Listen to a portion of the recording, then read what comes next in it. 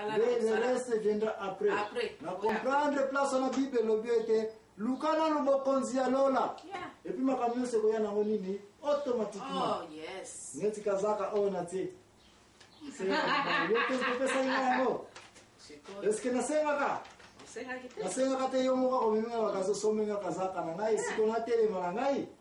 Merci mingi émission papa le toliko la idolâtrie. Idolâtrie mama ani na zaleko koloba ete ozalaki na raison ya koloba ete raison bat bazali ko kende ko kota na bandako ya nganga na kosala nini ko kama protection parce que bazali ko luka nzela mbangu ba solution pressé protection bazo kasaka nzamba za na lola apesa ya mote ya mwana muntu ba wiko mona awiko sona ye awiko monle makambo awiko protéger awiko battle awiko kana nzoto.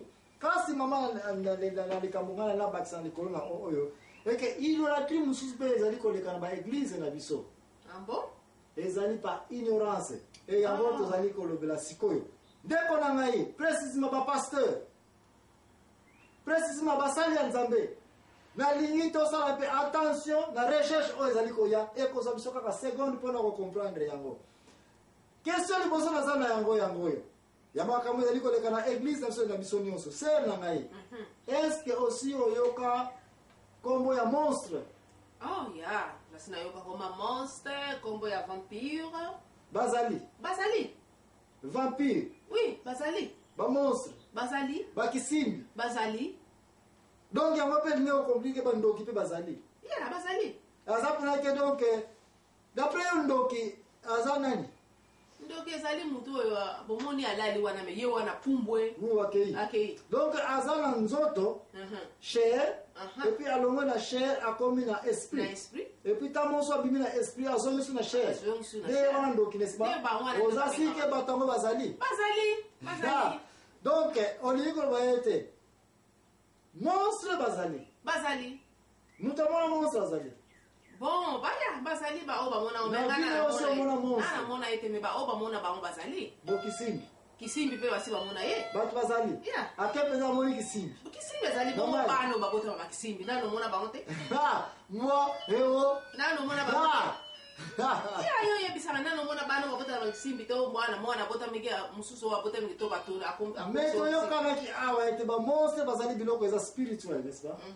Bando ki bazaba tu bazolongwa de zoto akomi na nani ndio mmozo mona ba motezaka ka esprit, n'est-ce pas? Mais kisimbi bano za kolwa bano boto isimbi ngo mal de formation. Yeah. Yo ko simba ye. Ya go simba. Oh wala zoli kolwa handicapé physique mona boto handicapé. Mais siko pano babenga ba kisimbi kasi. Kasi mwana na ye basiko yo entre ou bien to séparer entre mwana boto na déformation physique. Ba peseka komba kisimbi parce que ba monique azana déformation soit mitumi balé soit mutu eza renversé ou bien déformation physique.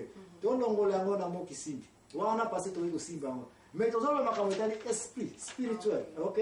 Ba kisimbi ta ma OK na ko kutana kisimbi. Yeah, wana pe bazali menga. Mutalalia mona ye.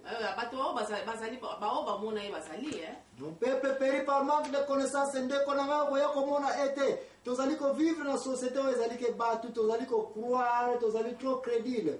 Crédible signifie muto azali ke ba lobile ni ka andimi sans preuve.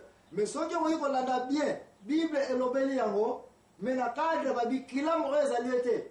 Et seulement na lola ba sherafin okuta ozana 12 mapapu ba nini me ba wana to ba monstre parce que Bible yemo a déclaré que ba salema.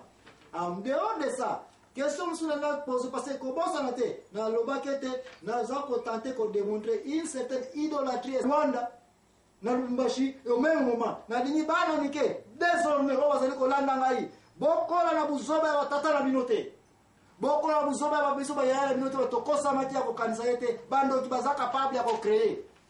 Bongo nakacha malabate bongo bamsoza kamona lali mona zo ganga pe wala to kolobela ngo après makanisa mutu to lobela ngo poso laleli makanisi na ye ko banga na ye ko banga encore une fois oyo to lobaki yango rezo ba bazo ko sala idolâtrie ono to banga nini ko banga ya donc ba poso ko la ko na pe makanisi oh mutu na loti ye nzala ko loti se si mutu wana obia alobela ki maladi pe osomona.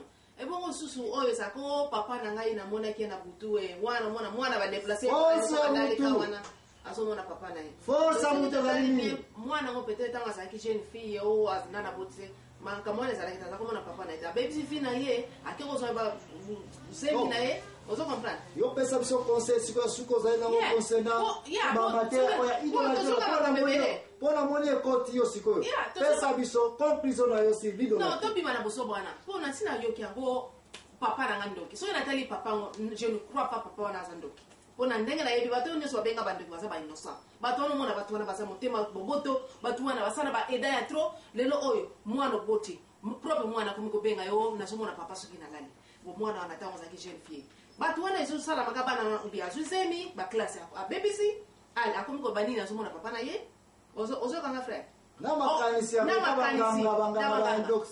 mwana ya liboso azomona papa oyo mibale soki ye mpe azomona papa mpona nini obebisi vi na yo obien ozwi bazemi obe classe olingi okende te papa asiliki po papa agangi ozoba o papa po papa asiliki elinga yango mama nazobutu soki naleka nazomona papa mutakala wana eza lokuta bolonga na buzoba wana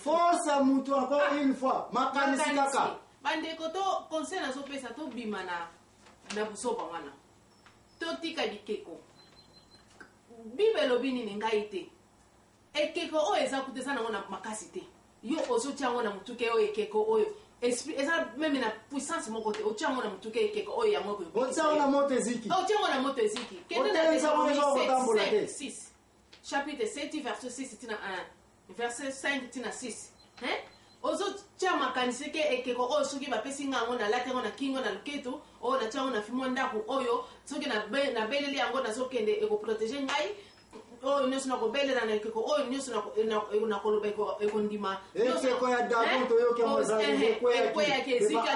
ekweyaki ebukanaki kutu yo ozotia makanisi nini ekeko oyo ekobikisa yo bima na buzobo wana bima ebende oyo eza eloko eza ata na makasi te otia yango na mutu medaille nyonso soki na lati yango protection nanga ezali yango medaille yango tiango na moto ekomi mai kende na Lévitique chapitre 26 verset 30 ekoyebisa babiloko oyo eza malamu te ndeko Lévitique 26:30 ndenge okutolobi nzambe alobi ke merci lokola bimisi Lévitique 26:30 soko otali mokanda Lévitique 26:30 nzambe aza koloba ete ndapanganga mwanga yango panza yango donc elingi koloba ete nzambe alobaki nakodétruire bandako nyonso banganga parce eza